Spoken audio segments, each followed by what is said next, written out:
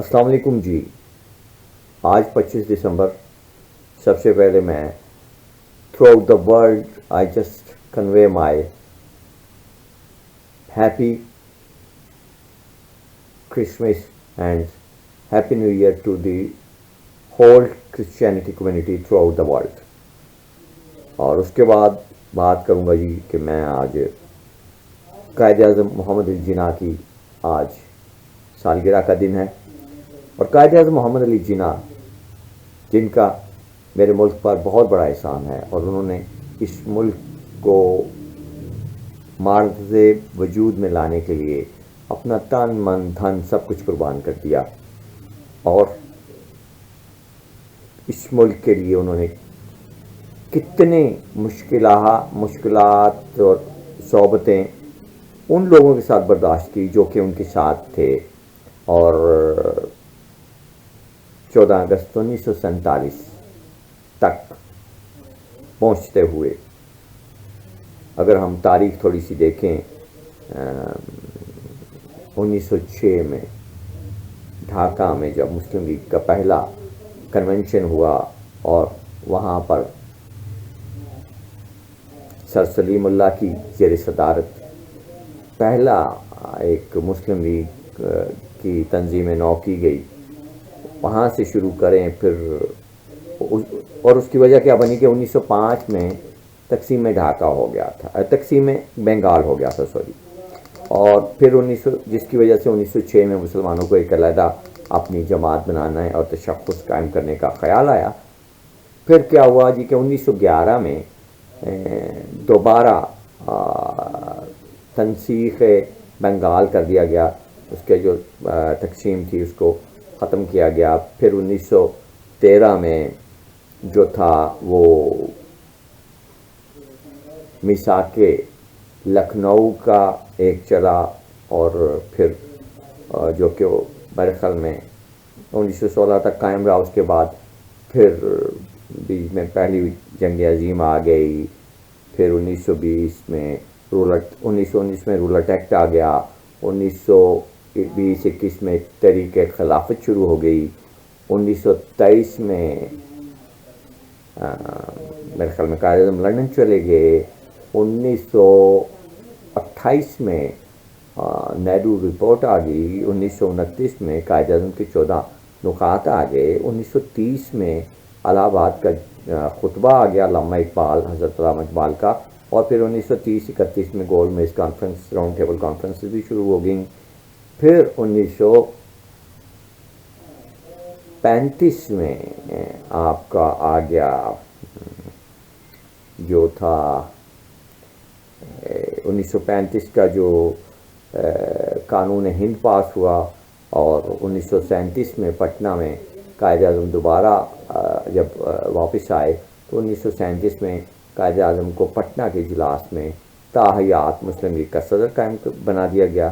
اور اسی پٹنہ کے اجلاس میں قائد اعظم کو محمد علی جناح کو قائد اعظم کا خطاب ملا. 1940 میں اپنا لاہور منٹو پارک میں قرارداد پاکستان منظور کی گئی. اور اسی طرح چلتے چلتے دوسری ورلڈ وار بیچ میں آ گئی. پھر ملک جو تخت برطانیہ تھا اس کو اپنی حکومت سنبھالنا مشکل ہو رہی تھی، اور اس میں پھر سائمن کمیشن آیا. اور اس کے بعد ایک 1947 میں اس سے پہلے ریڈ کلف ایوارڈ آ گیا اور تقسیم ہند کا ایک فارمولہ بنا دیا گیا. اور یہ پورا سلسلہ چلا، اور اس میں قائد اعظم محمد علی جناح پہلے پاکستان کے گورنر جنرل بنے اور 11 ستمبر 1948 کو قائد اعظم وفات پا گئے. اور جب تک قائد اعظم زندہ رہے قائد اعظم نے پاکستان بنایا، اور جب ان کی وفات ہو گئی تو وہ آج تک پاکستان چلا رہے ہیں. یہ ایک بہت بڑا ان کا احسان ہے اس قوم پر. میں سمجھتا ہوں کہ اس احسان کو پوری قوم ہم قائد اعظم کا شکریہ ادا نہیں کر سکتے کبھی بھی.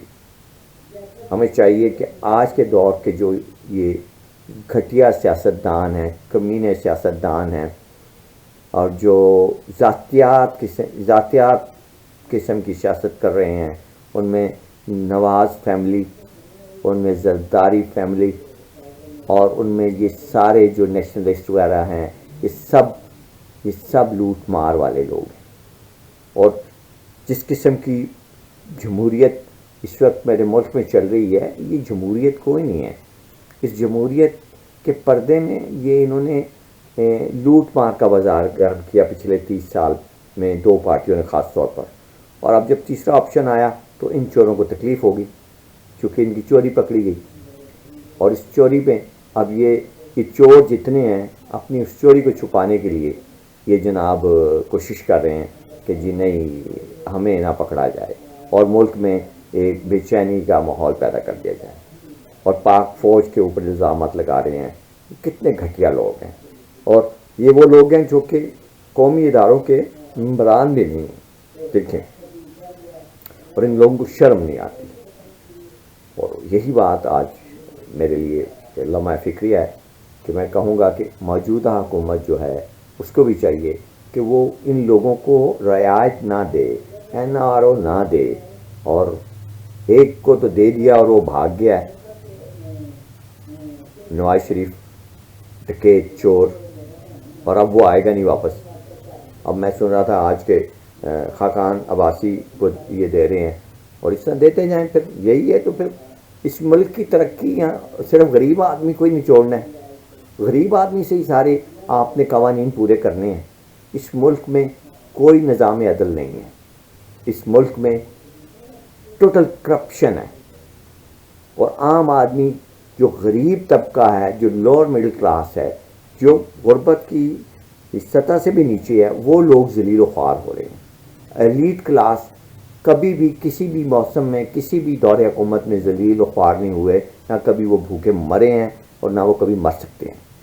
اور عمران خان کی صورت میں ہم نے یہی سوچا تھا کہ خان صاحب آئیں گے، ایک تھرڈ آپشن ہے، اور اس تھرڈ آپشن پہ ہمیں اور عام آدمی کو ریلیف ملے گا.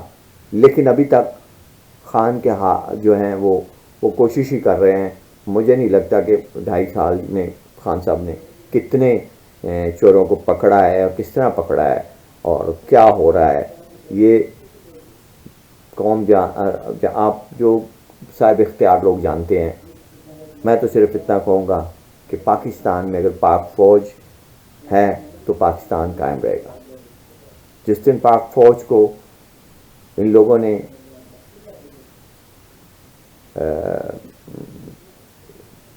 توڑنے کی کوشش کی اور اس ادارے کا ڈسپلن خراب کرنے کی کوشش کی، اس دن پاک فوج کے ساتھ پاکستان بھی خدا نہ کرے کہ وہ نقصان میں چلا جائے. یہی آپ سے کہنا ہے کہ خدا کے لیے اس ملک کو بچائیں. آج قائد اعظم کا یوم پیدائش ہے. اس حوالے سے مجھے دکھ بھی ہو رہا ہے کہ ہم نے پچھلے 73-74 برسوں میں کوئی کامیابی نہیں کی، حاصل نہیں کی، سوائے خواریاں کاٹی ہیں. اور 47 آپ کے سامنے ہے، اور 2020.